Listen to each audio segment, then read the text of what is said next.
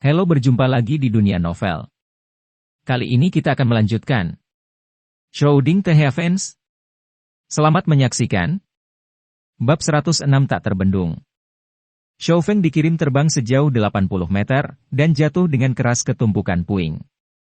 Ketika Zhen mengisap dan menjerit, beberapa puing yang terangkat hampir mematahkan tulang rusuknya.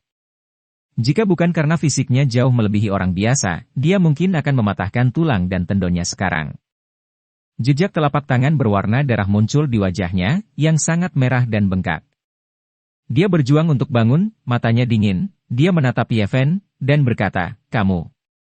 Sebagai seorang biksu di alam Shen Qiao, bagaimana dia bisa menderita?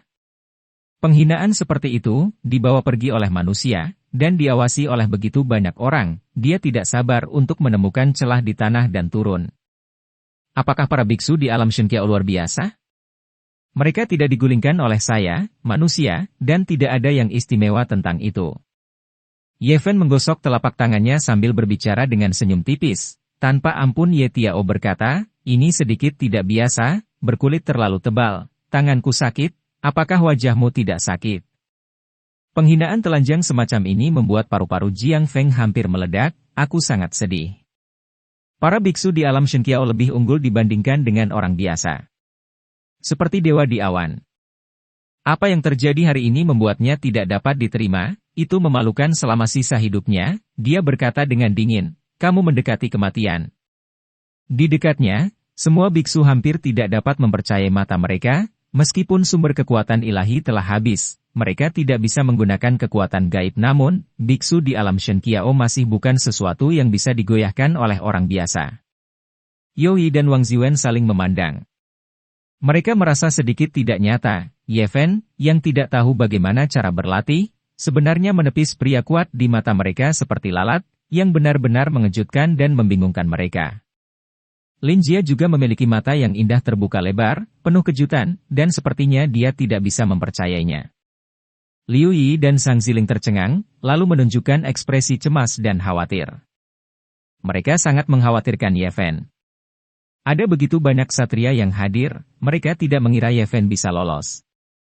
Li Xiaoman dalam keadaan linglung, merasa bahwa semua ini agak sulit dipercaya. Dia memandang biksu di alam Shen Qiao, dan menatap Ye Fen yang tidak jauh, dia tidak bisa tenang. Dong dong dong, tanah bergetar. Meskipun Jiang Feng tidak bisa menggunakan kekuatan gaibnya, tubuhnya sangat tirani. Dia bergegas ke arahnya seperti binatang buas dalam wujud manusia, menembakkan sinar cahaya yang menakutkan dari matanya. Ye Fen melihat sidik jari berdarah di wajahnya, tersenyum cerah, dan berkata, "Tuan, apakah Anda memandang rendah saya? Bisakah Anda menjadi lebih unggul, lebih sombong, dan kemudian dengan kejam memukul bagian lain dari wajah Anda? Telapak tanganku. Pergilah ke neraka." Jiang Feng mengungkapkan niat membunuhnya, dia menebas leher Ye Fen dengan pisau di tangan kanannya, dan mencubit tangan kirinya menjadi cakar naga, meraih dada Ye Fen. Ingin merobeknya. Benar saja, dia adalah pria yang kuat. Melawanku, seorang fana, gerakannya fatal. Dengan senyum mengejek di sudut mulut Ye Fen, dia meraih ke depan dengan kedua tangan, dan langsung menggenggam pisau palem dan cakar naga. Dengan kuat, memelintirnya dengan keras, dan segera terdengar suara tulang patah. Jiang Feng tampak sengsara. Rasa sakit yang parah membuatnya berkeringat deras. Bang bang bang, kaki keduanya juga bertabrakan dengan cepat beberapa kali, membuat suara tumpul. Jiang Feng terkejut. Dia merasa lututnya patah, dan sulit untuk berdiri lagi. Dia berlutut di tanah dengan plop. Itu adalah frustrasi yang tak tertahankan. Dia menjadi gila karena marah, sulit baginya untuk percaya bahwa seorang biksu di negara bagian Shen Qiao tidak sekuat manusia. Pria itu memiliki emas di bawah lututnya. "Kamu berlutut seperti ini, aku benar-benar merasa malu." "Ayo bangun," Ye Fen mundur selangkah dan menampar dengan keras. Dia menampar keras di sisi lain wajahnya, meninggalkan sidik jari berdarah yang jelas. Aliran darah menyembur dari mulut Jiang Feng. Dia jatuh terbalik dan jatuh ke tumpukan batu lagi, tidak dapat berdiri lagi. Dia mengertakkan gigi, menatap Ye Fen, dan berkata, "Bocah muda, aku merasa terhina. Apakah Anda, apa ini? 2 tahun lalu, Anda semua ingin mengambil hidup saya, dan Anda mengejar saya tanpa jalan ke langit. Apa penghinaan Anda? Ye Fen melangkah maju dan berkata, sudah waktunya untuk memenuhi janjimu. Ketika kamu mengancam akan membunuhku, aku juga membuat keputusan untuk mengambil nyawamu. 7 atau 8 sosok tinggi bergegas, menghalangi jalan Ye Fen. Seseorang baru saja ingin bergerak, tetapi dihentikan oleh Jiang Hanzhong. Dia ingin melihat seberapa kuat fisik Ye Fen. Ye Ji tidak mundur, dan terus berjalan ke depan. Ketika orang pertama menembaknya, dia mengelak seperti sambaran petir, mengulurkan tangannya, mematahkan pergelangan tangan orang itu dengan klik, dan meraih pegangannya. Pedang panjang yang cerah direnggut. Dia menebas dengan bacaannya, cahaya pedang menyapu, dan terdengar, poof. Darah berceceran, dan kepala segera keluar. Siapapun yang menghalangiku akan mati. Ye Fen mengamati kerumunan dengan pedangnya, dan melangkah maju dengan mata yang sangat tajam. Geser, geser, geser. Beberapa sosok mengelilinginya, beberapa dengan tombak, beberapa dengan pedang tajam, dan mereka semua menembak Ye Fen. Kiang kiang kiang. Ye Ji secepat bintang jatuh, dengan kekuatan naga. Pedang tajam di tangannya bersinar dengan kecemerlangan yang menyilaukan, dan semua senjata di tangan orang lain diterbangkan, dan pedang panjang terbelah. Dan dengan suara, poof, satu ksatria terkenal terbelah menjadi 2 bagian, dan darah mengalir selamanya.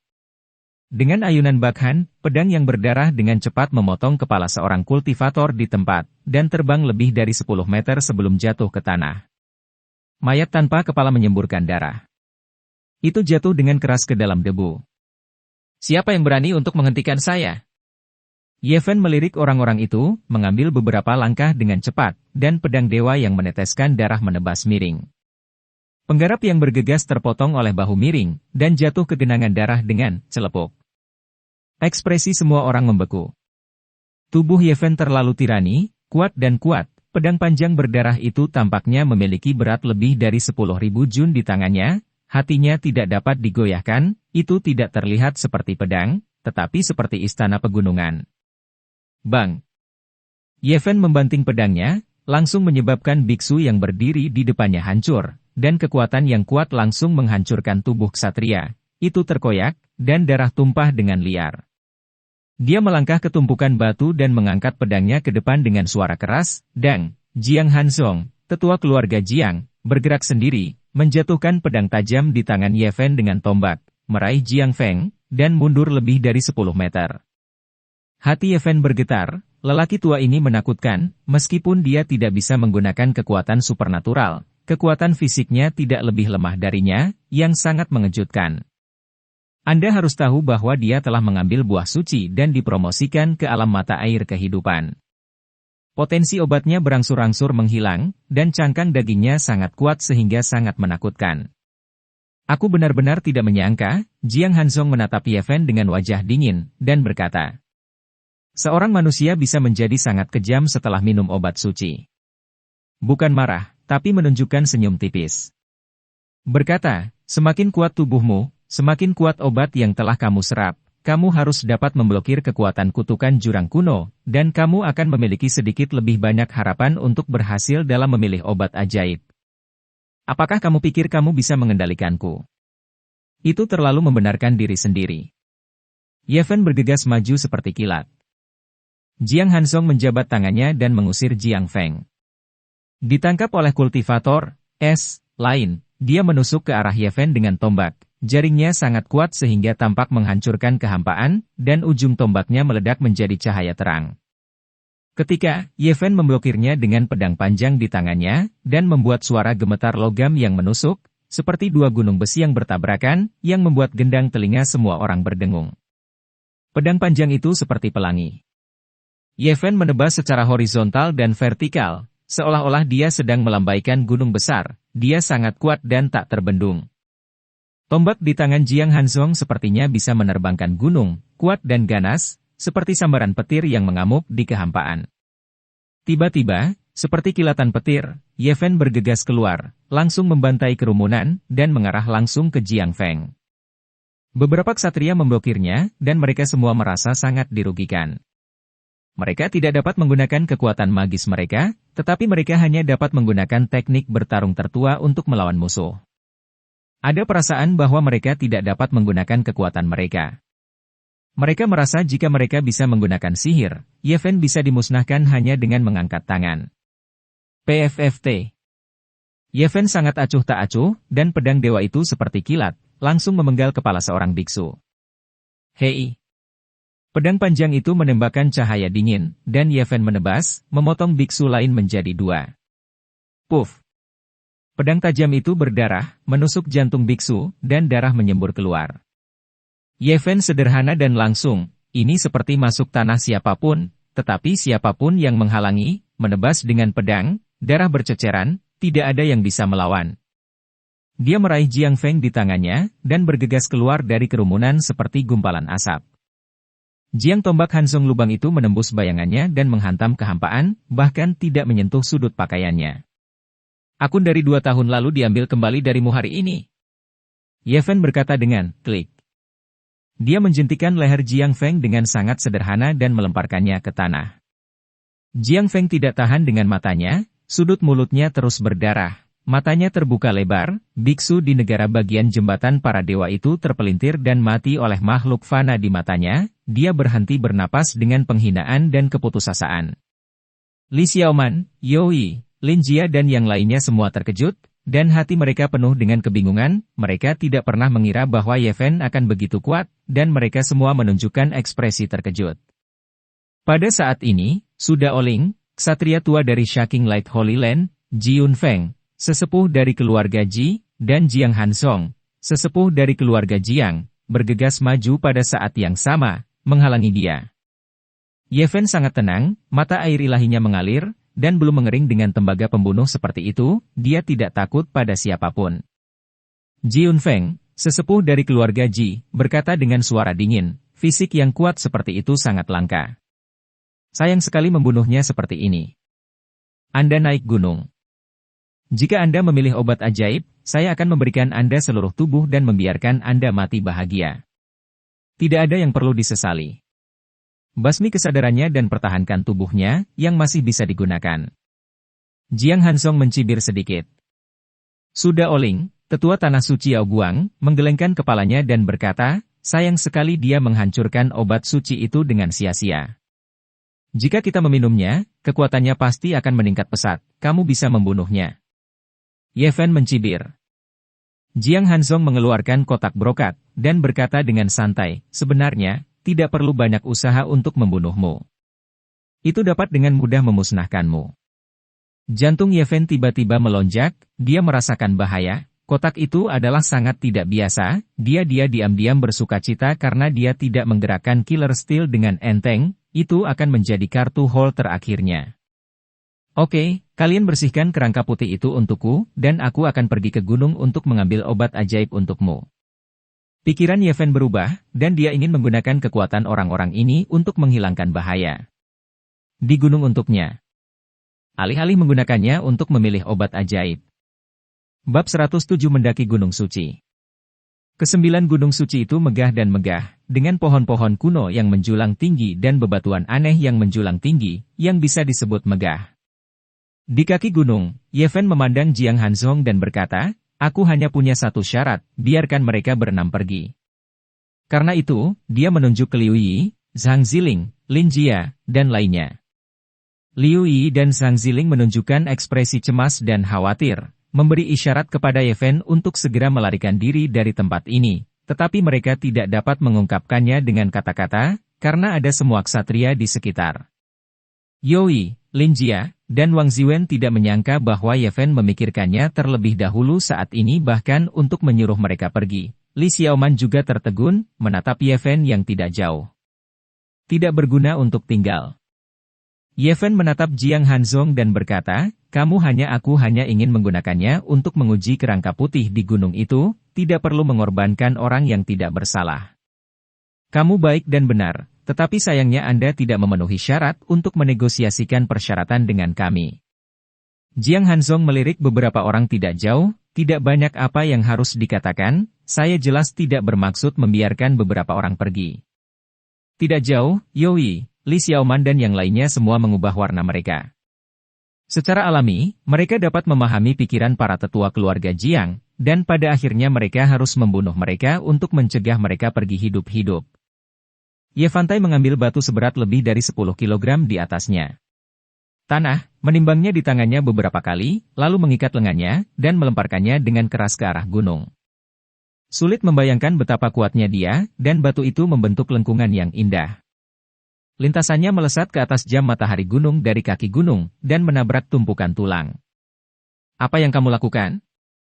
Ji Yunfeng, tetua keluarga Ji, sangat marah, menunjukkan niat membunuh. Apakah kamu tidak ingin menguji tulang di Gunung Suci? Saya akan langsung bertindak atas nama Anda, tanpa tenaga manusia. Sudah Oling, sesepuh dari Tanah Suci Yao Guang, tiba-tiba menjadi gelap, dan berkata, siapa yang membuatmu bertindak gegabah? Jiang Hansong juga menunjukkan niat membunuh, memegang kotak brokat di tangannya, dan mengangguk kilau berkedip, seperti kayu bukan kayu, seperti giok bukan giok, tidak cantik, penuh rasa kuno, tanpa fluktuasi energi yang menakutkan, tetapi memberi orang perasaan yang sangat berbahaya. Fan memiliki ilusi bahwa itu tampak seperti dunia, tetapi ini bukan kotak, tetapi tampaknya berisi segalanya, termasuk gunung, sungai, dan bumi. Pada saat ini, ada getaran dahsyat dari Gunung Suci, seolah-olah ada monster besar yang teriritasi, bebatuan yang tak terhitung jumlahnya berguling, dan banyak pohon tumbang akibat benturan tersebut. Tulang-tulang itu tak turun gunung. Banyak satria berseru, dan melihat bahwa Gunung Suci itu padat dengan tulang yang tak terhitung jumlahnya merangkak turun, kecepatannya tidak begitu cepat, hamparan putih yang luas membuat kulit kepala seseorang mati rasa. Kamu melakukan pekerjaan dengan baik. Jiang Hansong sangat marah, menatap Ye Fen dengan niat membunuh di matanya, tanpa menyembunyikannya. Itu akibat kamu mengirim orang ke sana. Sekarang buat keputusan dengan cepat, bagaimana memilih? Apakah akan terus memilih obat ajaib? Sudah Oling, tetua Tanah Suci Cahaya Gemetar, terlihat sangat jelek. Ji Yunfeng, sesepuh dari keluarga Ji, tampak serius, dan berkata, tidak perlu menyembunyikannya sekarang. Keluarkan senjata terlarang kita masing-masing, dan paksa buka jalan untuk maju. Kita harus mendaki Gunung Suci dan memilih obat ajaib. Orang tua Jiang wajah lelaki tua itu pucat, dan dia menatap tajam Ye Fen, memegang kotak brokat di tangannya, dan berkata, alat terlarang ini dapat membuat sumber kekuatan ilahi saya mengalir 9 kali, dan memulihkan kultivasi saya dalam sekejap. Saya memiliki 9 peluang untuk bergerak. Ye Fen terkejut ketika mendengar ini, dan dia berkata pada dirinya sendiri bahwa itu adalah kebetulan, lelaki tua ini dapat menunjukkan kekuatan supernatural, jika dia benar-benar mencobanya. Terbaik barusan, dia pasti akan mati. Sebuah batu aneh seukuran kepalan tangan muncul di tangan para tetua keluarga Jiang, seluruh tubuhnya berwarna hitam, padat, diukir dengan garis yang tak terhitung jumlahnya, dan memiliki sajak tau alami. Senjata terlarang yang secara pribadi disempurnakan oleh tetua Taishang dari keluarga Ji saya, dicetak dengan pola dao yang tak berujung, dapat memadatkan kekuatan surga, untuk waktu yang singkat, dan memberi saya 9 kesempatan untuk melakukan tembakan. Ye Fen terpesona dalam hatinya. Latar belakang keluarga bangsawan terlalu dalam, dan mereka dapat mengorbankan artefak semacam itu, yang dapat membuat mereka memulihkan kekuatan ilahi mereka di tanah terlarang kuno. Tetua Tanah Suci Yao Guang memegang daun Yaspar seukuran telapak tangan, yang bersinar hijau, dan terukir dengan pola dao misterius dan rumit di atasnya, yang sangat halus, seperti tekstur daun yang dihasilkan secara alami. Untuk datang ke tanah terlarang untuk mengambil obat ajaib, seorang penatua dari Shaking Light Holy Land saya secara pribadi mengorbankan senjata ini, yang akan memberi saya 3 kesempatan untuk bergerak. Jiang Hansong tidak percaya sama sekali, dan berkata sambil mencibir, tidak mungkin, Tanah Suci Yao Guang tidak lemah dan kami dan keluarga kuno yang sunyi lainnya, untuk memasuki area kehidupan yang terbatas, bagaimana kami bisa berkorban? Senjata terlarang yang rusak begitu tergesa-gesa. Para tetua keluarga Ji juga memandang dengan dingin, berkata, Kakak Su, tidak perlu bersembunyi sekarang. Meskipun saya hanya memiliki 3 kesempatan untuk bergerak, perangkat terlarang ini berisi kekuatan ilahi dari penatua tertinggi dari Tanah Suci Cahaya Gemetar, yang dapat digunakan 2 kali. Jiang Hansong dan Ji Yunfeng tersentak saat mendengar ini. Daun hijau ini disebut harta karun. Ketiga tetua berkumpul bersama dan berdiskusi singkat. Ye Fen dapat memahami dari sela-sela bahwa yang disebut senjata terlarang adalah harta karun yang ada dikorbankan khusus untuk memasuki tanah terlarang kuno. Tanah suci dan keluarga kuno ini sangat kuat, dengan sumber daya yang dalam dan sarana yang kuat. Dia tidak dapat menahan diri untuk bertanya, mengapa Anda tidak menyiapkan lebih banyak senjata terlarang? Apa yang diketahui manusia fana seperti Luo? Wajah Jiang Hanzong tidak terlalu tampan. Dia memiliki keinginan untuk membunuh sekarang, karena Ye Fen telah bertindak gegabah. Pada saat ini, tulang-tulang di Gunung Suci padat, dan semuanya merangkak turun. Su Daoling melirik padanya dan berkata, menyempurnakan senjata terlarang seperti itu, bahan yang dibutuhkan tidak terbayangkan, dan itu bisa dikorbankan untuk senjata besar yang kuat. Tidak ada waktu untuk menunda, sekarang majulah segera. Ji Yunfeng, sesepuh dari keluarga Ji, mendesak. Ye Fen dipaksa berjalan di depan, diikuti oleh 3 tetua, diikuti oleh banyak biksu, Li Xiaoman dan lainnya. Pasti cantik, tapi tidak ada yang akan memperhatikan ini hal-hal. Dalam hidup dan mati yang sebenarnya, semua orang berkeringat. Baru saja mendaki setengah gunung, masih jauh dari puncak gunung, dan merasakan aura setan. Menggeram. Aku semakin tua. Seorang kesatria berteriak. Pada saat ini, banyak orang tampak tua, seolah-olah mereka telah melewati 10 tahun, dan banyak orang paruh baya memiliki pelipis abu-abu. Jika kita melangkah lebih jauh, kita akan mati. Seseorang berteriak, dan banyak orang terguncang. Kenapa panik? Jiang Hanzong berbalik dan berteriak, jika kita berhasil, kalian masing-masing akan memiliki peluang besar. Saat ini, penampilan Ye Fen tidak berubah, dan ketiga tetua itu sama sekali tidak abnormal. Senjata terlarang di tangan mereka memancarkan aura aneh, melindungi mereka. Selain itu, You Yi, Liu Yi, Wang Ziwen, Li Xiaoman dan lainnya pada akhirnya tidak berubah sama sekali. Mengapa mereka tidak terpengaruh? Mata Jiang Hanzong menunjukkan keterkejutan. Ye Fen memikirkan banyak hal dalam sekejap. Mereka muncul di puncak Gunung Suci hari itu, dan tidak ada perubahan yang mengerikan. Baru setelah mereka keluar dari area terlarang, banyak orang mulai menua. Mungkinkah ini terkait dengan 9 naga yang menarik peti mati? Di bawah, Yowie, Wang Ziwen dan yang lainnya juga berdiskusi dengan suara rendah. Itu mungkin terkait dengan 9 mayat naga dan peti mati perunggu kuno. Mungkin tubuh kita mencium baunya di atas meja selama perjalanan melalui medan bintang. Apakah Anda melihat makhluk yang diikat dengan rantai besi meraung marah di tengah malam? Ksatria termuda dalam tim tidak tahan dengan berlalunya masa muda, dan berteriak ketakutan, yang lebih tua tidak bisa bergerak maju. Hal-hal yang tidak berguna, untuk apa kamu? Jiang Hanzong memegang tombak dengan satu tangan dan menembusnya, darah berceceran, dan dia terlempar puluhan meter sebelum jatuh dengan keras ke tanah. Yang lain diam, tidak berani mengatakan apa-apa lagi. Melalui vegetasi yang subur, puncak gunung telah terlihat samar-samar, dan pada saat ini, tulang belulang di gunung ada di depan mereka, dan mereka akan bertemu dengan semua orang. Elder, gunakan senjata terlarang, atau kita tidak akan bisa bertahan. Pada saat ini, semua orang beberapa tahun lebih tua, dan beberapa binatang buas sudah lemah. Gunung itu tertutup salju, dan ada mayat yang tak terhitung jumlahnya. Semua tulang merangkak, yang membuat kulit kepala orang mati rasa. Nafas jahat bertiup bersama angin gunung, dan banyak orang berteriak.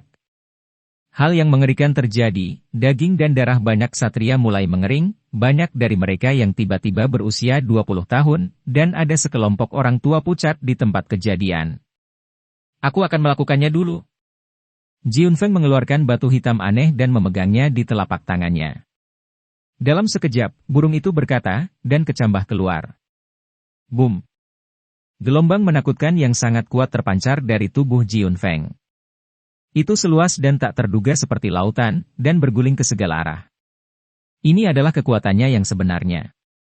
Ye Fen tercengang, tetua keluarga Ji terlalu kuat, dia merasa seperti sepotong rumput bebek, dan sisi lain seperti lautan luas, tidak ada cara untuk membandingkan. Apakah ini kekuatannya yang sebenarnya? Jika mereka bertemu dalam keadaan normal, kakak Ye pasti akan mati. Payung Tianluo keluar dari tubuh Ji Yunfeng, dan hembusan angin bertiup, mengguncang pepohonan dan bebatuan menjadi abu terbang, dan tulang putih pekat di depannya juga berubah menjadi bubuk dalam sekejap. Cepatlah! Teriak Ji Yunfeng, dia bergegas ke depan, payung Tianluo bergetar hebat, membuka tanah murni sepanjang 100 meter, semua tulang hancur, dan tertiup jauh oleh angin kencang. Dengan kilatan kecemerlangan, payung Tianluo terbang kembali, tubuh Ji Yunfeng bergetar, dan sumber kekuatan ilahi mengering. Ada retakan pada batu hitam aneh di tangannya, menunjukkan bahwa satu kesempatan telah habis, dan di sana masih tersisa 8 tembakan. "Cepat!" teriak Jiang Hansong dan Suda Oling. "Sekarang waktunya terlalu ketat, kita harus memanfaatkan kesempatan untuk bergerak maju dengan cepat." Tiba-tiba, terdengar suara omelan dari belakang. Li Xiaoman, You Yi, Wang Ziwen, dan Lin Jia memanfaatkan ketidaksiapan orang-orang dan bergegas turun gunung dengan cepat. Beberapa ksatria pucat tidak lagi gesit dan tidak bisa menghentikan mereka. "Kamu Fen!" Liu Yi dan Sang Jiling berteriak ke arah gunung. "Cepat dan tinggalkan aku sendiri!" Melihat mereka berdua ragu-ragu, Ye Fen meraung. Zhang Ziling mengertakkan gigi, tiba-tiba berbalik, meraih tangan Liu Yi, dan berjalan pergi tanpa menoleh ke belakang.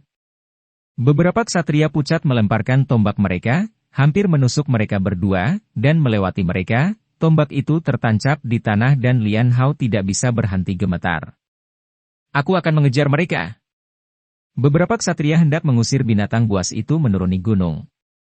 Jiang Hansong berteriak, "Jangan perhatikan mereka, buru-buru naik gunung, jangan sia-siakan kesempatan yang diciptakan dengan menggunakan sumber kekuatan ilahi ini." Berbicara tentang ini, 2 sinar cahaya tajam keluar dari matanya, menatap pada Ye Fen, dan berkata, "Jujurlah padaku. Jika kamu berani mencoba melarikan diri, aku akan segera mengubahmu menjadi abu terbang." Dalam S1 ini, Li Xiaoman bergegas ke depan, diikuti oleh You Yi, Wang Ziwen, Lin Jia, dan keempatnya berkedip, mereka menghilang, lalu Zhang Ziling dan Liu Yi juga menghilang ke pegunungan dan hutan. Mereka memanfaatkan kesempatan langka ini. Tidak mungkin bagi orang-orang di gunung untuk mengejar mereka pada saat kritis seperti itu. Keenamnya akhirnya lepas kendali dan melarikan diri menuruni gunung. Ji Yunfeng, sesepuh dari keluarga Ji, berkata sambil mencibir, "Tidak mudah untuk hidup. Saat Anda keluar dari area terbatas kehidupan, hampir semua orang akan mati karena usia tua dan berubah menjadi abu terbang. Tulang ada di mana-mana di gunung, dan kerangka tak berujung berjuang untuk menuruni gunung." Kali ini giliran Jiang Hansong. Ketika dia bergerak, dia memegang kotak brokat di telapak tangannya, dan aura menakutkan langsung menyebar ke udara. Itu fluktuasi energi yang dia pancarkan sangat menakutkan, seolah-olah jutaan gunung runtuh pada saat yang sama, yang membuat orang gemetar ketakutan. Ye Fen kedinginan dari ujung kepala sampai ujung kaki, baginya, keberadaan seri ini benar-benar seperti dewa di atas awan. Dengan cara ini, Jiang Hansong, Ji Yunfeng, dan Suda Oling bergantian menyerang, dan akhirnya mendekati puncak Gunung Suci, yang jaraknya kurang dari 200 meter. Pada saat ini, teriakan datang dari belakang, dan orang-orang terus berjatuhan. Setelah mendekati puncak gunung, vitalitas banyak ksatria menghilang, dan banyak orang meninggal karena usia tua. "Tidak, kita tidak bisa bertahan lebih lama lagi." Pada saat ini, meskipun Jiang Hansong, Ji Yunfeng, dan Suda Oling memegang senjata terlarang, penampilan mereka sudah jauh lebih tua dan tubuh mereka agak bungkuk. "Jika kamu terus seperti ini, kamu pasti akan mati, dan kamu tidak akan pernah bisa mendekati puncak gunung. Mundur, kalian semua mundur!" Teriak Suda Oki, menyuruh para ksatria itu mundur, yang asli rencana tidak dapat dilaksanakan, dan orang-orang yang dibawa ke sini hanyalah penggunaan yang tidak berguna. Jiang Hansong menatap Ye Fen dengan dingin. Memegang kotak brokat di tangannya, seluruh tubuhnya penuh dengan cahaya ilahi, dan gelombang kekuatan seperti lautan melonjak, memenjarakan Ye Fen dalam sekejap. Setelah itu, dia mengeluarkan botol batu giok yang tersegel, melanggar batasan di tempat, dan seekor burung pertama-tama tenggelam ke dalam tubuh Ye Fen. "Merek boneka?" Ji Yunfeng bertanya. "Ya, aku tidak khawatir tentang anak ini. Jika dia menghancurkan obat ajaib setelah naik, atau menelannya sendiri dengan sembarangan, bukankah tidak apa-apa bagi kita untuk mengambil air dari keranjang bambu?" Jiang Hansong menepuk Ye Fen dan berkata, "Naik." Kemudian, dia berbalik dan berkata kepada dua lainnya, "Sekarang, kita akan bekerja sama sepenuhnya dengannya dan mengirimnya ke puncak gunung. Kita harus memilih obat ajaib." "Bagus." Suda Oling mengangguk. Ji Yunfeng berkata, "Sekarang kita masih bisa membuat total 9 tembakan. Mempertaruhkan kemungkinan musnah, jika kita maju 100 meter lagi, kita harus bisa menyapu semua tulang mati dan mengirimnya ke puncak gunung. Semakin dekat puncak gunung, nafas dari keadaan iblis semakin berat bebannya, meskipun tulangnya telah dilepas, ketiga tetua itu masih menua dengan cepat. Bahkan Yevhen tidak dapat menahannya lagi, berubah dari seorang remaja menjadi seorang remaja pemuda. Pada saat ini, ada ratusan karakter kuno yang bergetar di hati Yevhen, bergema seperti Huangzhong Dalu, menghancurkan dan sepenuhnya mengusir cahaya hitam yang masuk ke dalam hatinya, dan merek boneka tidak berpengaruh sama sekali padanya. Yevhen berkeringat dingin, dan hampir dihapuskan pada saat terakhir. Tetua keluarga Jiang terlalu kejam, tanpa peringatan apapun, dia tidak memiliki kemampuan untuk melawan saat itu. Sekarang, berpura-pura dikendalikan, dia mematuhi kata-kata ketiganya dan melangkah menuju puncak gunung. Bawa ini!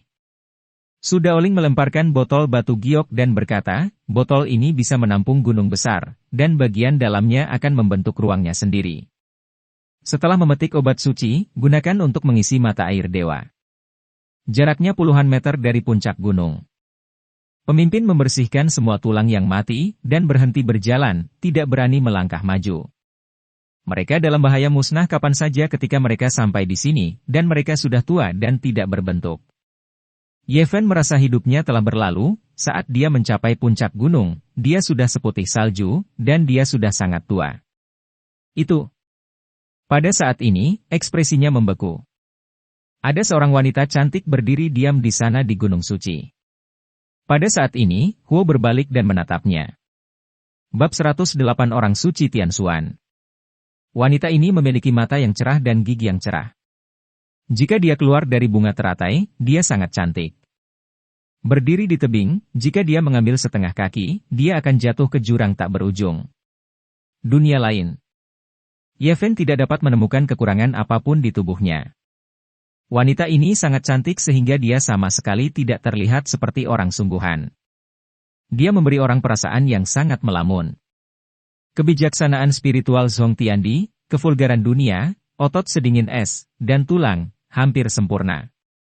Di antara wanita yang dia lihat, jika hanya dari segi penampilan, hanya ada satu orang yang bisa dibandingkan dengannya, dan itu adalah wanita sempurna yang dia temui di depan makam Kaisar Iblis.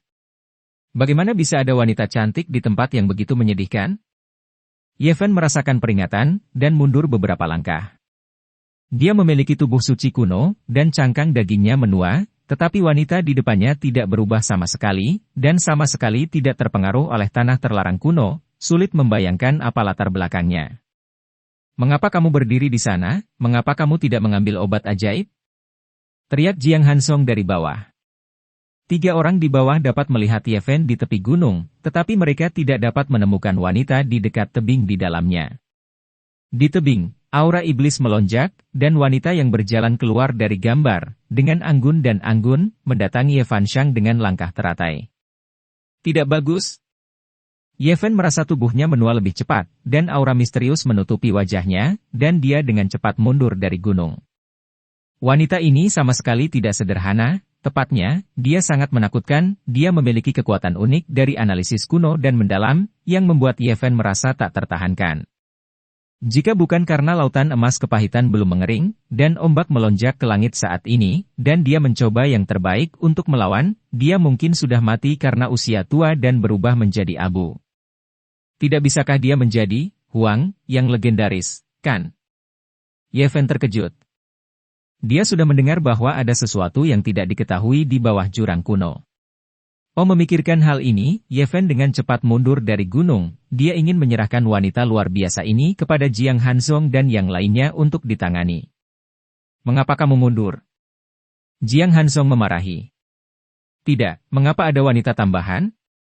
Wajah Ji Yunfeng tiba-tiba berubah. Dia melihat wanita berbaju putih terlebih dahulu, dan tiba-tiba merasa bahwa hidup berlalu lebih cepat. Itu. Su Daoling, sesepuh dari Tanah Suci Yaoguang, tampaknya telah menemukan sesuatu yang tak terkatakan, dengan ekspresi sangat terkejut di wajahnya, dia mundur beberapa langkah besar, wajahnya sangat pucat, penuh ketakutan. Melihatnya seperti ini, Jiang Hansong dan Ji Yunfeng juga terkejut. Mereka dengan cepat mundur setelah dia, dan bertanya, ada apa? Apa asal-usul wanita itu? Tidak bisa dipercaya, luar biasa. Penatua Sudaoling menjadi pucat, dan berkata, saya telah melihat potret wanita ini sebelumnya. Ji Yunfeng berbisik, apakah potretnya istimewa? Tapi dia memang tak tertandingi, saya belum pernah melihat wanita secantik itu. Potret itu adalah peninggalan kuno dari 6.000 tahun yang lalu. Jiang Hanzong dan Ji Yunfeng tersentak ketika mendengarnya. Karakter 6.000 tahun yang lalu benar-benar mengejutkan. Mereka sekuat keluarga mereka, dan sepertinya mereka tidak hidup begitu lama. Orang. Dia tidak hidup. Hu Daoling berkata dengan wajah pucat. Apa? Ji Yunfeng dan Jiang Hanzong tiba-tiba mengubah warna mereka, memikirkan sesuatu secara instan. 6.000 tahun yang lalu, dia dikenal sebagai orang suci nomor 1 di kehancuran timur. Dia tanpa cacat dan polos. Dalam sejarah kuno, beberapa tokoh besar yang terkenal di kehancuran timur mengikutinya. Ketika Sudaoling mengatakan ini, Ji Yunfeng dan Jiang Hanzong secara bertahap menebak identitas wanita di puncak gunung. Keduanya berkata pada saat yang sama, 6.000 tahun yang lalu, tanah suci sekte abadi yang berada di puncaknya dihancurkan di sini. Apakah dia dari sekte itu? Tianxuan saintes ribuan tahun yang lalu. Ketika Sudaoling mengucapkan kata-kata ini, kepalanya terasa seperti ember, dan dia tidak pernah berpikir bahwa dia akan bertemu dengan karakter dalam sejarah kuno. Dulu, tanah suci yang dihancurkan di sini bernama 11 Ten Tianxuan, dan dinamai menurut bintang-bintang di biduk seperti tanah suci cahaya gemetar. Seseorang hebat di Shaking Holy Land saya pernah berduka untuknya, dan meninggalkan potret dirinya, yang disimpan di perpustakaan kuno sekte kami. Mata air kehidupan Yeven belum mengering, dan perasaan spiritualnya masih tajam, dan dia dapat mendengar kata-kata mereka dengan jelas. Jelas, saya sangat terkejut. Wanita sempurna ini sebenarnya adalah orang suci nomor 1 di kehancuran timur di masa lalu, dia lahir di tanah suci sekte abadi yang telah dihancurkan, dan dia adalah sekte orang gila tua yang sama. Orang gila tua itu linglung. Dia pernah menatap tanah tandus dan terlarang sepanjang malam. Jika dia melihat sosok abadi dari mantan orang suci, masih hidup, dia tidak tahu bagaimana perasaannya. Dia telah mati selama 6.000 tahun, dan sekarang dia telah muncul kembali. Hanya ada satu kemungkinan. Dia mungkin telah menjadi budak desolate, kata Jiang Hanzong. Di masa lalu yang jauh, beberapa karakter Gaidai pergi jauh ke tanah terlarang kuno di tahun-tahun terakhir mereka, berkelana ke jurang tak berujung sendirian, dan akhirnya semuanya berubah menjadi budak yang ditinggalkan. Orang yang tidak ada bandingannya tidak bisa menjadi budak mandul. Meskipun dia telah mati selama 6.000 tahun, dia masih menakutkan, Ji Kuifeng berkata dengan suara yang dalam, apa yang harus kita lakukan? Apakah kita akan mundur? Aku merasa bahwa api kehidupan akan padam kapan saja. Dia ada aura, kemandulan, yang tak tertandingi di tubuhnya. Saya khawatir kita tidak akan bisa pergi. Keringat. Seperti hantu, wanita luar biasa itu melayang tanpa suara, melewati Yeven, dan terbang menuju mereka bertiga. Yeven diam-diam mengerang, merasa sangat mungkin dia akan binasa di sini.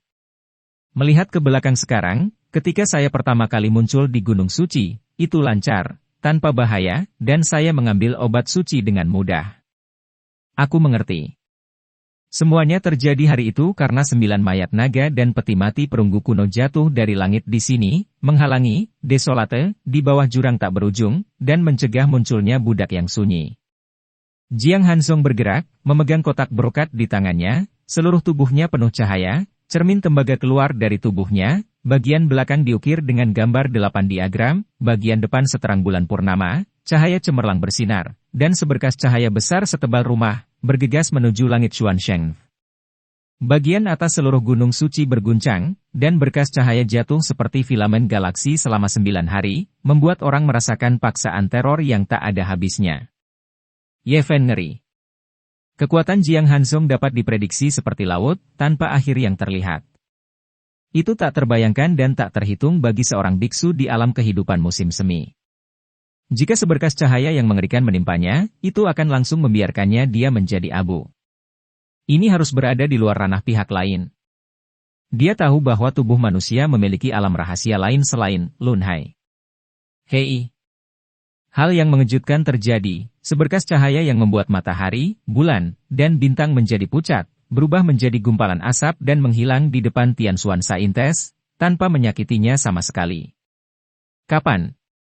Suara logam keluar, dan cermin gosip tembaga jatuh ke tanah, wajah Jiang Hanzong pucat dan hancur, dan sumber kekuatan ilahi mengering lagi.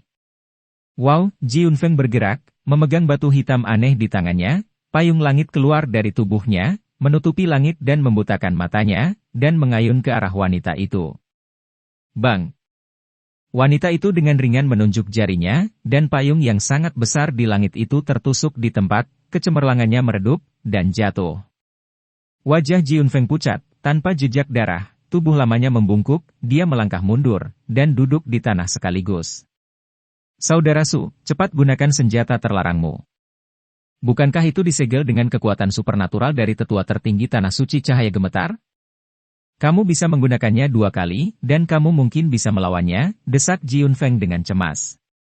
Sehelai daun hijau seukuran telapak tangan muncul di tangan Su Daoling, seperti batu giok hijau, bersinar dengan kilau kristal dan tertutup rapat dengan garis-garis. Dia menjepitnya dengan kedua tangan, dan tiba-tiba muncul seberkas cahaya tak berujung, yang berubah menjadi cahaya hijau di mana-mana. Langit, dan tiba-tiba semua puncak gunung terendam, dan orang suci Tianshuan tercakup di dalamnya. Energi menakutkan ini sangat besar, seolah-olah bintang-bintang di langit berubah menjadi awan hijau dan jatuh, menyebabkan langit dan bumi bergetar, berlangsung selama 1/4 jam penuh sebelum lampu hijau berangsur-angsur menghilang. Tidak jauh, Yeven tersentak. Tianshuan Saintes tidak bergerak selangkah pun, dia berdiri dengan tenang di depannya, gaun putihnya bahkan tidak berkibar, dia sangat menakutkan hingga dia hampir jahat. Ketiga tetua itu tampak pucat. Mereka saling memandang, memegang senjata terlarang pada saat yang sama, dan menembak pada saat yang sama, menunjukkan kekuatan gaib terkuat mereka. Tiba-tiba, tempat itu penuh dengan kecemerlangan, aura melonjak ke langit, dan kekuatan ilahi begitu kuat sehingga benar-benar membuat Tianshuan Saintes kewalahan. Namun, ketika kekuatan supernatural habis dan kecemerlangan memudar, orang suci Tianshuan masih berdiri di sana dengan utuh, tanpa dampak apapun. Kaca. Senjata terlarang di tangan Ji Yunfeng dan Su Daoling hampir hancur, dan mereka tidak bisa lagi digunakan. Wajah mereka abu-abu dan keriput, dan mereka tiba-tiba menua puluhan tahun, dan vitalitas mereka hampir kering. Jiang Hanzong juga sangat tua, ada 9 retakan di kotak brokat di tangannya. Pada saat ini, dia mengertakkan gigi dan berkata, saya hanya bisa menggunakannya. Kotak brokat itu hancur, dan sebuah pagoda kuno muncul di tangannya, tetapi hanya setinggi telapak tangan, dan tampak kusam dan biasa-biasa saja.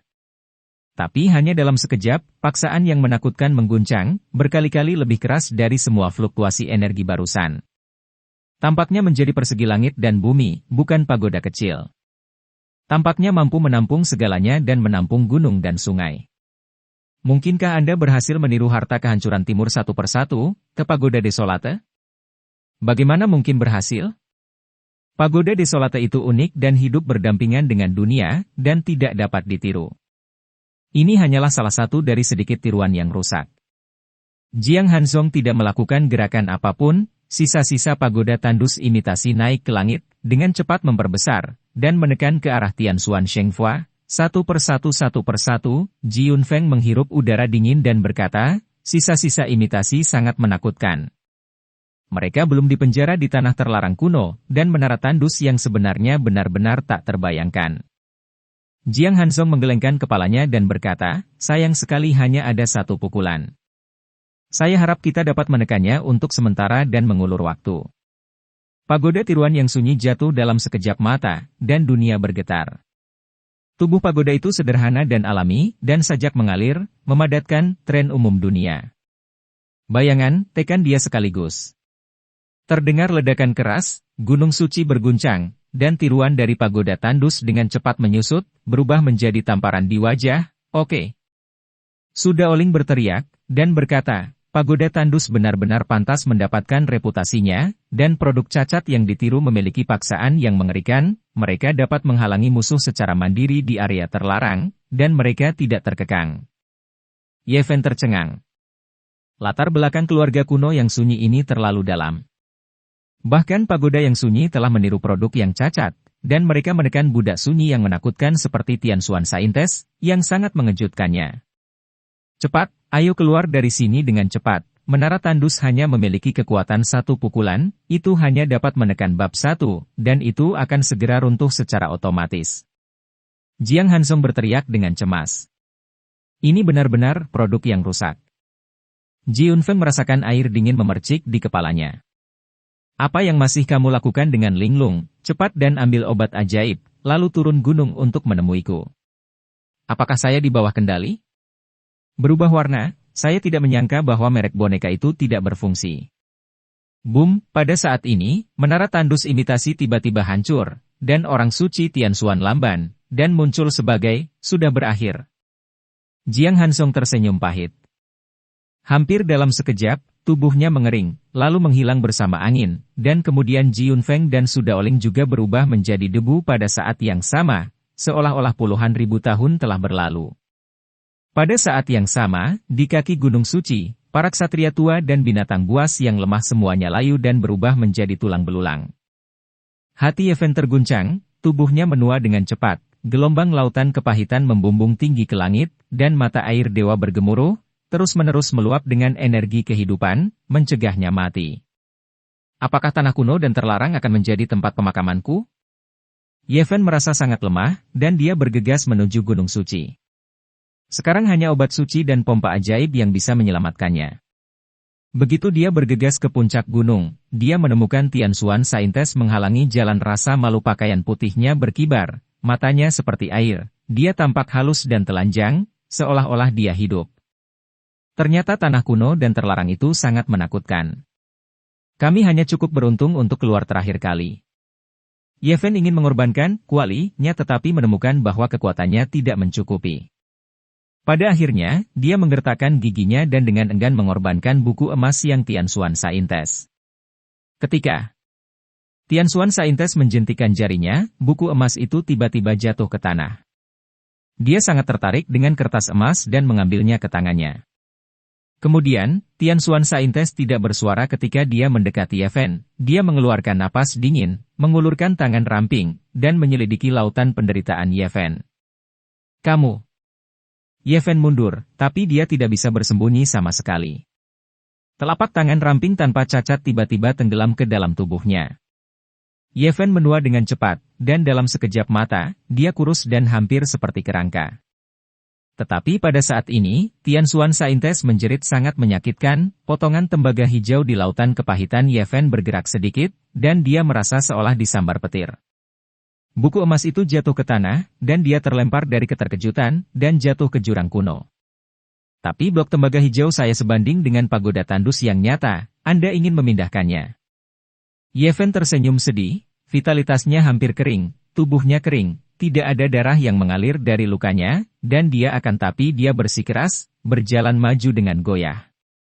Dalam keadaan linglung, dia mencium aroma yang menyegarkan, dan ada beberapa pohon kecil aneh yang tumbuh di depannya. Dia sepertinya melihat kolam mata air memancar, dan kemudian dia jatuh ke dalamnya dengan celepuk.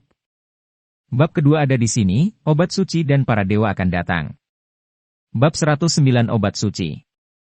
Di bagian terdalam dari area terbatas kehidupan, 9 gunung suci terhubung bersama untuk membentuk jurang yang sangat besar, yang sangat gelap sehingga sulit untuk melihat ujungnya. Saat ini, salah satu gunung suci yang megah, menjulang tinggi, dan tenggelam itu sunyi, dengan tumbuh-tumbuhan subur dan tanaman hijau subur.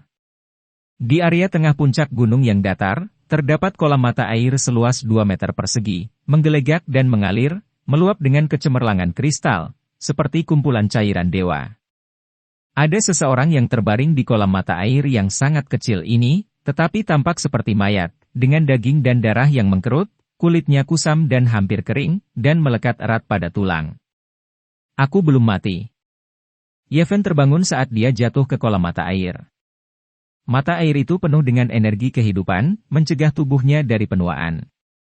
Vitalitasnya hampir mengering, organ dalamnya telah menyusut, dan daging serta darahnya sepertinya telah mengering selama 100 tahun. Pada saat ini, dia berendam di kolam mata air dan mulai menyerap esensi kehidupan dengan cepat, seperti gurun yang sudah lama mengalami kekeringan. Yeven berbaring telentang di kolam mata air seluas 2 meter persegi, merasa tenggorokannya kering dan pecah-pecah, dan hanya ada lapisan kulit yang tersisa di bibirnya. Dia menoleh dengan susah payah, lalu membuka mulutnya dan mulai banyak minum. Mata airnya manis, dengan semburan aroma, melembabkan bibir dan tenggorokan Yeven yang pecah-pecah, seperti nektar halus dan cairan giok, yang membuat orang memiliki sisa rasa yang tak ada habisnya, dan tubuhnya secara bertahap mendapatkan kekuatan. Yeven menelan mata air, vitalitasnya yang kering secara bertahap bersinar dengan vitalitas, daging dan darahnya perlahan diremajakan, dan organ dalamnya yang layu perlahan dibasahi oleh esensi kehidupan. Dia tahu bahwa dia akhirnya keluar dari bahaya dan hidup kembali, dia berada di mata air dewa, dan kekuatan jahat di tanah terlarang kuno tidak dapat membuatnya menua lagi. Setelah 1/4 jam penuh, dia minum tanpa sadar berapa banyak mata air. Perutnya terisi penuh, dan akhirnya dia tidak bisa menelan lagi. Yeven berbaring telentang di kolam mata air, tidak pernah ingin bergerak lagi, menatap langit biru, dia menghela nafas lega, sisa hidupnya setelah bencana, vitalitasnya perlahan pulih, yang membuatnya merasa lega. Dia berbaring selama setengah jam, merasa bahwa vitalitas dalam tubuhnya berangsur-angsur semakin kuat, dan kemudian dia menggerakkan lengannya yang kurus, dan daging dan darah yang layu agak membengkak, vitalitas terus pulih, dan detak jantung menjadi lebih kuat dan lebih kuat. Baru pada saat itulah panca inderanya perlahan pulih, tubuhnya sangat nyaman, berendam di mata air, dan sejumlah besar esensi kehidupan mengalir ke anggota tubuhnya di sepanjang pori-pori. Senang bisa hidup. Yeven menunjukkan ekspresi puas di wajahnya. Belum lama ini, api kehidupan akan padam, dan dia merasa bisa bertahan adalah hadiah terbesar dari surga. Orang tidak akan pernah puas ketika mereka merasa nyaman. Hanya ketika mereka berada di ujung dunia dan mengalami keputusasaan tanpa akhir, mereka akan mengerti bahwa kehidupan yang sederhana dan sederhana adalah sejenis kebahagiaan. Yeven berbaring di sana, melihat ke atas di langit, dengan senyum di wajahnya, vitalitas perlahan pulih. Daging dan jeroan dibasahi, denyut nadi menjadi semakin kuat, kulit berangsur-angsur meregang, dengan sedikit kilau, Yeven akhirnya memiliki kekuatan yang kuat, tidak lagi lelah, dia duduk perlahan. Tetapi pada saat ini, panca inderanya benar-benar dihidupkan kembali, dan dia segera merasakan aroma yang kuat, yang membuat orang merasa segar dan segar kembali. Ada 11 pohon kecil di sekitar kolam mata air dengan 2 sisi persegi, semuanya setinggi lebih dari setengah meter, hijau berkilauan, seolah diukir dari zamrud, berkilauan dan tembus pandang, hijau zamrud.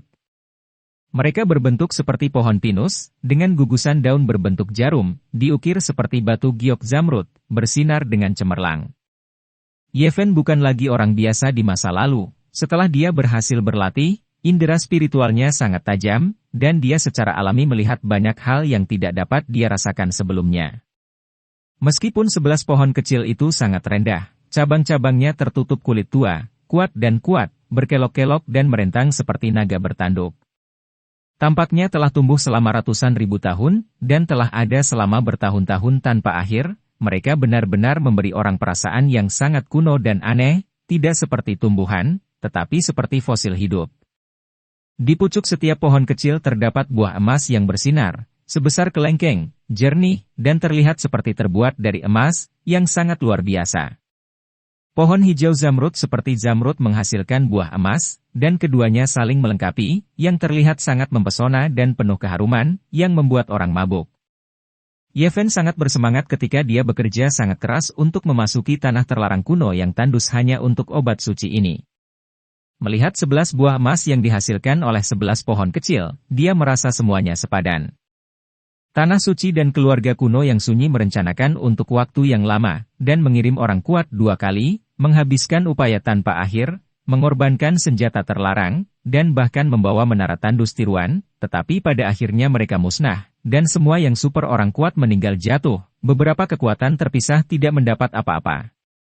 Tetapi pada saat ini, Yeven sedang duduk di mata air dewa, obat suci sudah dekat, jadi bagaimana mungkin dia tidak puas dan bersemangat? Hulala! Yeven mengambil langkah di kolam mata air, datang ke pantai dalam 2 langkah, dan menghancurkan buah emas di tempat. Aroma buah yang kaya menembus ke dalam organ dalamnya, dan segera membuatnya merasa segar dan segar. Jiwanya disegarkan, melayang keluar dari tubuh. Benar saja, itu adalah obat ajaib. Saya tidak tahu mengapa itu hanya bisa tumbuh di jurang kuno yang jahat ini. Yevhen memasukkan buah emas ke dalam mulutnya dan mengunyahnya dengan lembut. Pori-pori seluruh tubuhnya melebar seketika, dan seluruh tubuhnya terasa nyaman, seolah bermandikan angin musim semi. Buah emas seukuran kelengkeng kurang dari seteguk. Setelah dihancurkan, berubah menjadi cairan halus dan meluncur ke tenggorokannya. Yevhen merasa seolah-olah dia akan terbang di siang hari. Bersukacitalah. Hari ini, dia sudah menjadi biksu, dan dia tidak bisa lagi menganggapnya sebagai buah biasa seperti dulu. Dia duduk dengan cepat, bersandar pada pohon muda yang kuat, dan mulai mengoperasikan metode misterius yang tercatat dalam Tao Jing. Namun, dia terlalu lemah, tubuhnya memburuk, dan dia hampir mati karena usia tua. Meskipun dia memulihkan banyak energi setelah meminum mata air dewa, rambutnya masih seputih salju, kerutannya menumpuk, dan wajahnya daging telah layu. Setelah energi emas yang aneh memasuki tubuhnya, itu tidak kembali ke lautan penderitaan, juga tidak memasuki mata air ilahi, itu mengalir langsung ke anggota tubuh dan kerangka, memelihara tubuh yang menua dan membuat daging dan darahnya secara bertahap bersinar. Dengan kilau kristal. Setelah metode misterius yang tercatat dalam Dao Jing mulai bekerja, itu hanya memainkan peran mempercepat pembubaran obat suci. Setelah hanya seperempat jam, daging dan darah Yevhen membengkak, tidak lagi layu, dan menjadi lebih kemerahan, seperti rambut salju sutra juga berangsur-angsur menjadi hitam. Dia mengulurkan tangan dan mengambil buah suci emas kedua, memasukkannya ke dalam mulutnya, dan mengunyahnya dengan ringan, bubur yang lezat berubah menjadi energi emas, dan dengan cepat mengalir ke seluruh bagian tubuhnya. Seperempat jam kemudian, Yevhen merasa penuh energi, daging dan darahnya penuh kekuatan, dan kulitnya penuh vitalitas dengan dua buah suci di perutnya, dia benar-benar mengubah keadaan lamanya dan menjadi perantara. Pria berusia 30-an, seluruh tubuhnya penuh energi. Yevhen berdiri, bertarung dengan penuh semangat, tanpa rasa kemunduran, dan dia dengan cepat mendapatkan kembali masa mudanya.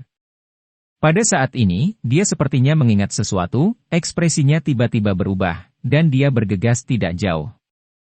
100 meter jauhnya, buku emas itu bersinar terang, tergeletak diam-diam di rerumputan, dan tidak dibawa turun ke jurang tak berujung oleh Santo Tianxuan. Yevhen buru-buru mengambilnya dan mengembalikannya ke lautan kepahitan. Untungnya, setelah mengambil kembali Tao Jing, Yevhen berjalan kembali, mau tidak mau melihat sekeliling. Gunung suci itu sunyi, tidak ada kerangka putih yang muncul di sini, sangat damai. Dia melihat ke kejauhan, dan tiba-tiba merasakan kulit kepalanya kesemutan. Selebihnya dari gunung suci itu padat, dengan kerangka putih terus-menerus mendaki dari jurang yang tak berujung. Bagaimana ini bisa terjadi? Hanya tidak ada tempat di sini, dan ada keheningan, pikiran Yevhen berubah, dan dia langsung memikirkan balok tembaga hijau. Menembak Tianxuan Saintes ke udara, dia tidak pernah muncul. Mungkinkah balok tembaga hijau memiliki efek pencegahan yang kuat? Dia bertanya-tanya apakah ini masalahnya. Menara tandus dapat menekan primilet, dan tembaga hijau juga merupakan harta karun. Mungkin itu memiliki kekuatan pencegah. Potongan tembaga hijau itu sunyi, tenggelam di musim semi di bawah lautan kepahitan, seperti batu, tak tergoyahkan, dia tidak bisa mengendalikannya sama sekali, apalagi menggunakannya untuk melawan musuh. Belum lama ini, orang suci Tianxuan yang terjun ke lautan penderitaannya dan menyentuh balok tembaga hijau, dan menderita luka serius. Cedera tembaga hijau misterius tidak dapat diganggu-gugat dan tidak dapat dikendalikan, yang benar-benar membuat Yevhen penuh harapan dan tidak berdaya, itu salah satu. Ekspresi Yevhen membeku. Dia menemukan manusia berdarah di gunung suci yang berdekatan. Itu jauh dan dia tidak bisa melihatnya dengan jelas, tapi dia yakin itu pasti bukan tulang. Di atas, sepasang batang besi besar dengan panjang lebih dari 10 meter dimasukkan langsung ke gunung. Pria itu berdiri diam di atas gagang pedangnya, jubah hitamnya berkibar tertiup angin. Yevhen segera membuat penilaian seperti itu, daging dan darah asli tidak bisa hidup di sini selamanya, itu pasti keberadaan Tianxuan Saintes. Dan ketika Yevhen melihat dengan hati-hati, dia juga melihat bayangan di gunung suci lainnya. Itu juga terbuat dari darah dan daging. Berdiri di puncak gunung, lonceng perak seukuran rumah bersinar terang, tergantung dengan tenang di atas kepalanya. Yevhen tampak serius, dan melihat orang ketiga, berdiri di tebing gunung suci lainnya, tulang-tulang di sekitarnya memanjat di sekelilingnya, dan di atas kepalanya ada sebuah pagoda kuno, yang memiliki 9 lantai dan 10 kali lebih tinggi. Tampaknya mampu menekan dunia. Orang keempat. Pada saat ini, dia melihat budak keempat yang ditinggalkan. Orang itu berdiri dengan tangan di belakang punggungnya dan pakaian ungunya menari. Di atas kepalanya, ada segel persegi besar, penuh rasa kuno dan megah. Ada apa? Yevhen sangat terkejut, dan ada sosok di semua gunung suci yang bisa dilihat dengan jelas. Lonceng, pagoda, segel, dan peralatan lainnya adalah yang paling sulit untuk dikorbankan. Orang yang menggunakannya sebagai senjata pada umumnya adalah orang yang luar biasa, dan mereka yang benar-benar berhasil dalam kultivasi pasti memiliki pencapaian yang tak terbayangkan. Legenda mengatakan bahwa Tuan Nongaidai tidak bisa menjadi budak mandul. Mereka yang menggunakan lonceng, pagoda, segel, DLL. Sebagai senjata kebanyakan adalah tokoh yang menghancurkan bumi di masa lalu. Mungkin mereka dapat ditemukan dalam sejarah kuno. Yevhen berjalan cepat.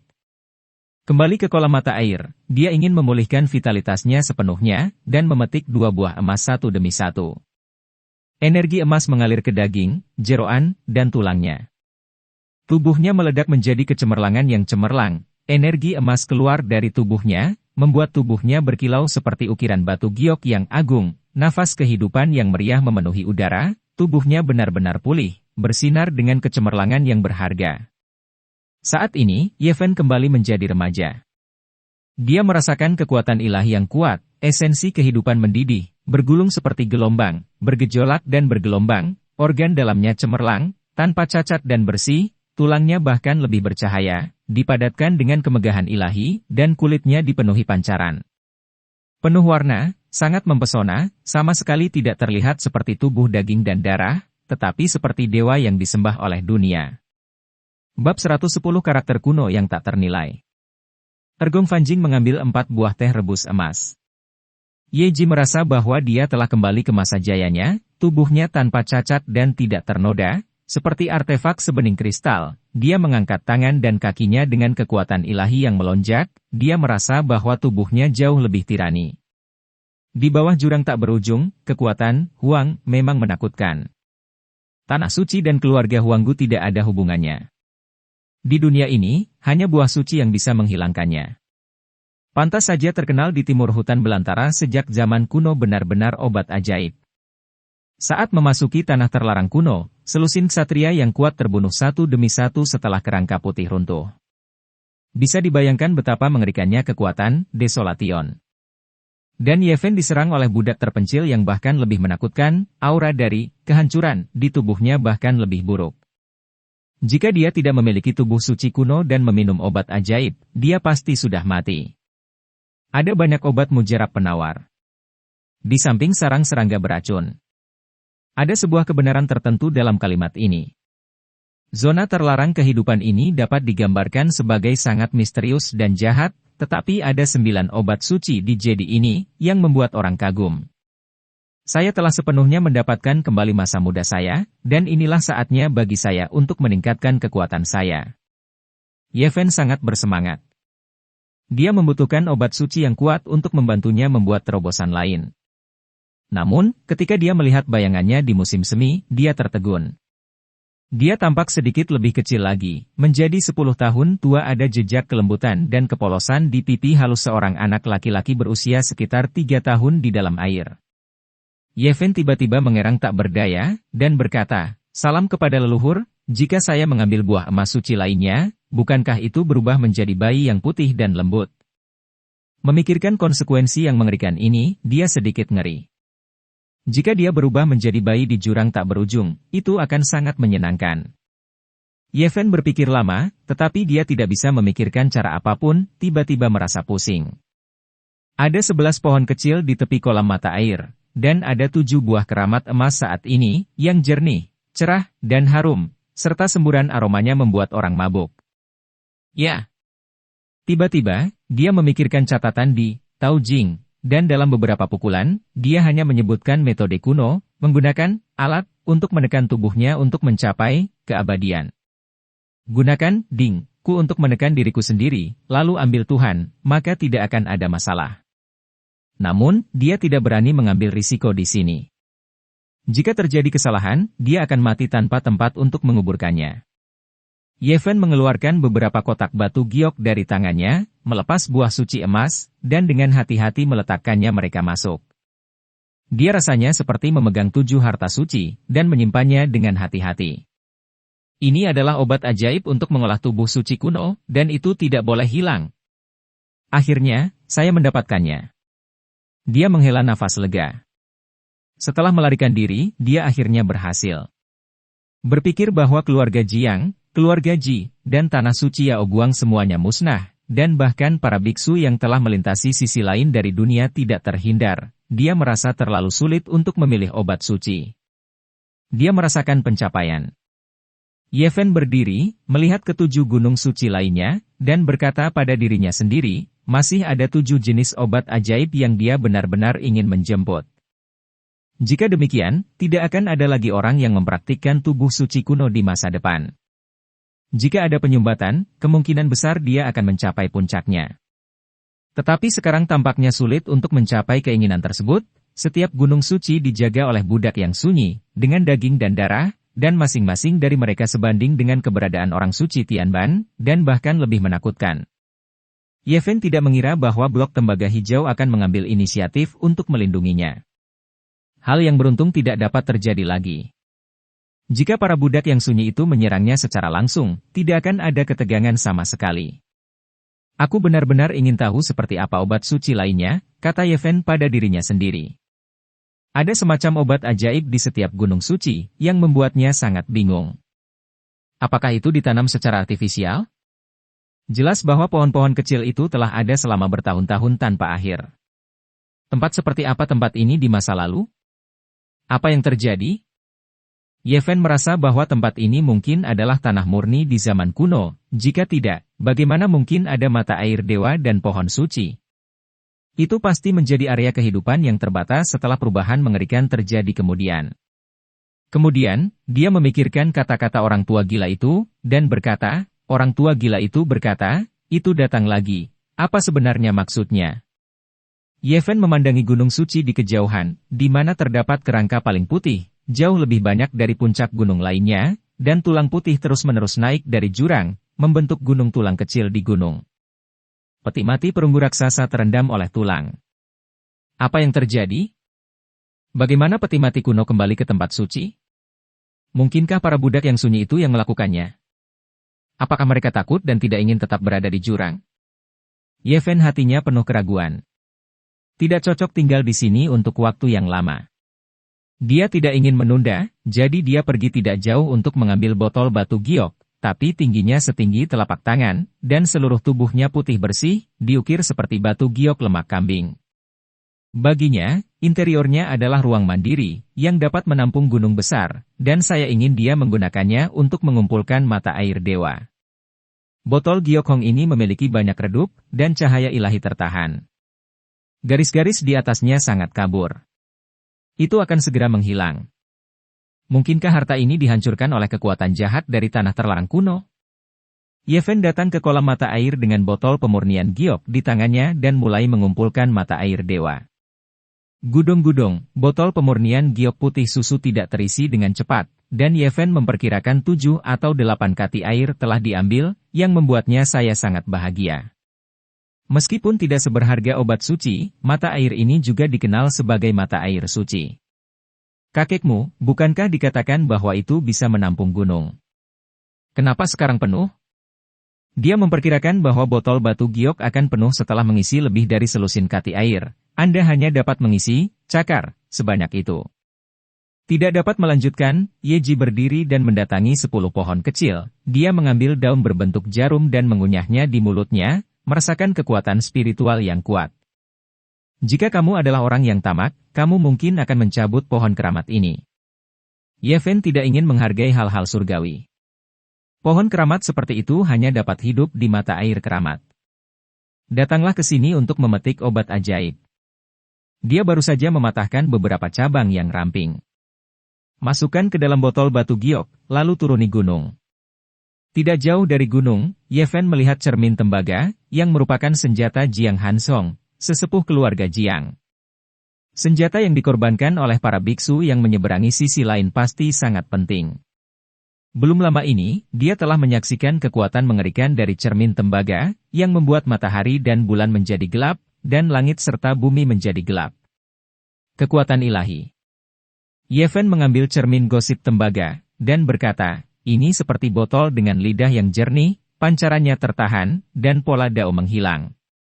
Saya tidak tahu apakah saya dapat pulih setelah berjalan keluar dari tanah terlarang kuno.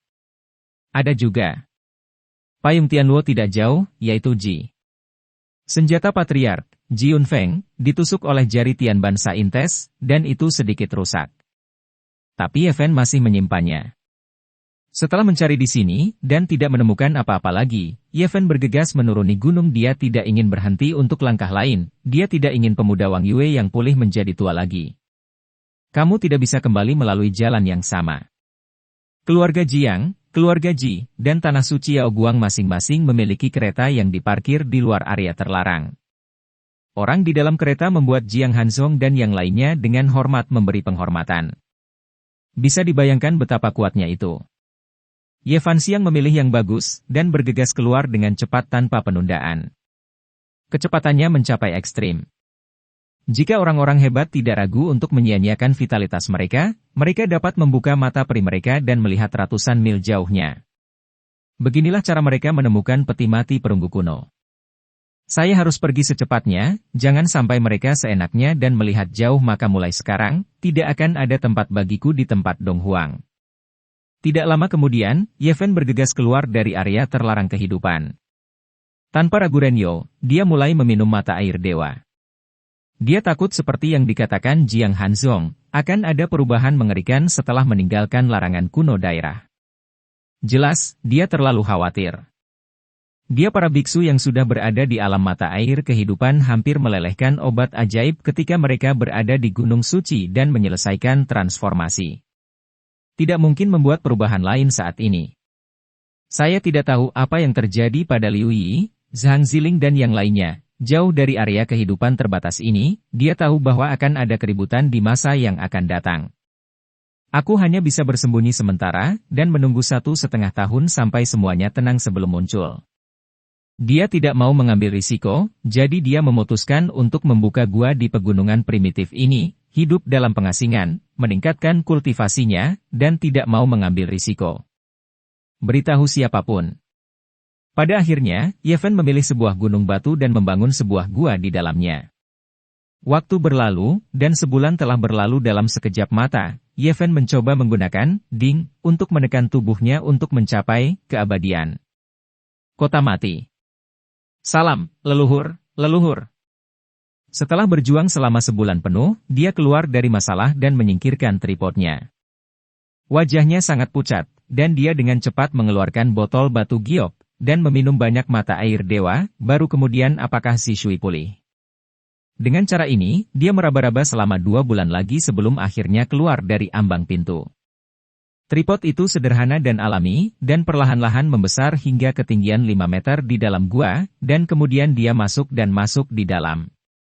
Menurut metode kuno yang direkam dalam Tao Jing, Yeven mencetak 9 karakter kuno yang aneh di tripod. Kali ini, 9 karakter kuno akhirnya diatur dengan sempurna. Bagian dalamnya menjadi kacau dan berkabut, seolah-olah itu telah datang ke awal penciptaan dunia. 9 karakter kuno ini, pada saat ini, sebuah cahaya melintas di hati Yeven, dan dia tiba-tiba memikirkan kemungkinan. Dia mempelajari Tao Jing. Sejak lama, saya merasa 9 karakter kuno ini sangat istimewa. Mereka terdaftar sebagai simbol di Tao Jing, tanpa penjelasan khusus tentang artinya, jadi tidak mungkin dia mengenalinya. Hanya ada beberapa kalimat, sebuah sederhana metode kuno disebutkan. Menurut Tao Jing, 9 karakter kuno ini dicetak di tripod. Itu dapat memberikan kekuatan sumber, menekan tubuh seseorang, dan mewujudkan keabadian. Aku tahu. Yeven sangat bersemangat.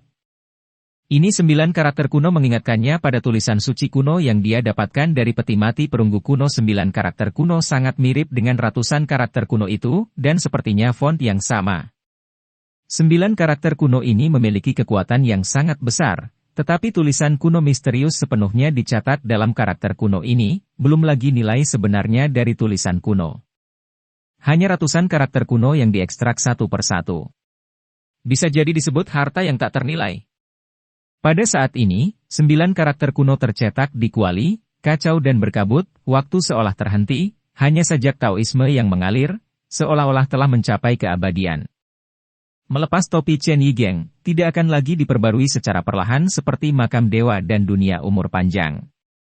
Dan cerita pun berakhir, sampai jumpa di cerita berikutnya dunia novel.